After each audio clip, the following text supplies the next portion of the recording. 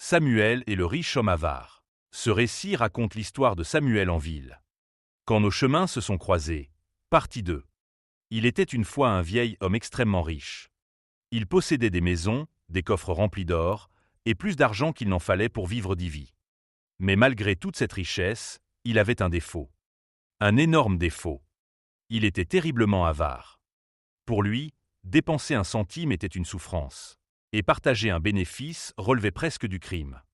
Un jour, alors qu'il comptait ses pièces pour la 100e fois de la journée, une idée brillante, du moins le croyait-il, traversa son esprit. Il allait étendre sa fortune en se lançant dans le commerce agricole international. Produire à bas prix. Vendre cher. Et garder presque tout pour lui. Il décida alors de quitter la ville et de se rendre dans le village où Samuel et Aïcha habitaient. Certains d'y trouver des gens simples, faciles à convaincre. À cette époque, Samuel et Aïcha venaient à peine de se rencontrer. Arrivé au village, le vieil homme observa les champs, les récoltes, les paysans au travail. Puis il aborda Samuel, un homme calme, respectueux et travailleur. Le vieil homme lui proposa un partenariat. Samuel devait veiller à la production des vivres et à leur mise à disposition sur les marchés. Lui, le vieil homme, s'occuperait de trouver des clients. Quant aux bénéfices, c'était très simple pour l'homme riche. Tout était planifié pour qu'il garde presque tout, et que Samuel, lui, ne reçoive presque rien. Pour Samuel, c'était le rêve d'une vie. Il s'imaginait offrir à Aïcha une vie de choix. Elle était devenue si chère à son cœur. Ils repartirent donc ensemble en ville. Le commerce fut un succès incroyable. Les produits se vendaient très bien, l'argent entrait à flot, et les coffres du vieil homme se remplissaient encore plus qu'avant. Fier et arrogant, il se félicitait chaque jour de son intelligence et de sa soi-disant supériorité.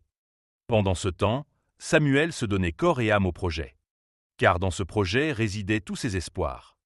Quand la fatigue ou le désespoir le gagnaient, ses pensées allaient vers Aïcha, et tout reprenait de plus belle. Le soir, au coucher, quand il le pouvait, il lui écrivait une lettre pour lui donner des nouvelles. Puis, un matin, Samuel se rendit compte qu'il se faisait arnaquer par le vieil homme. À chaque paie, celui-ci trouvait toujours un prétexte pour réduire son dû. Il ne lui restait, à chaque fois, que de quoi se nourrir et avoir un toit sur la tête. Tous ses rêves volèrent en éclats. Samuel préféra alors rentrer au village et retrouver sa vie d'avant avec Aïcha.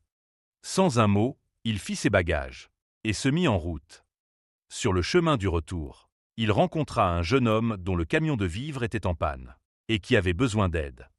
Samuel, fidèle à sa nature serviable, s'arrêta et l'aida. Pendant qu'ils travaillaient, ils discutèrent et vendaient ses produits en ville. Le jeune homme lui proposa alors de faire équipe. De cette équipe naquit une très grande entreprise, qui les rendit tous les deux très riches. Samuel, n'en pouvant plus de l'absence, retourna chercher Aïcha. Ils se marièrent et vinrent vivre ensemble en ville. Pendant ce temps, le vieil homme, lui, vit tous ses employés découvrir ses manigances après le départ de Samuel. Ils le quittèrent pour aller travailler avec Samuel. Il dut fermer son affaire. Sa propre avidité l'avait piégé.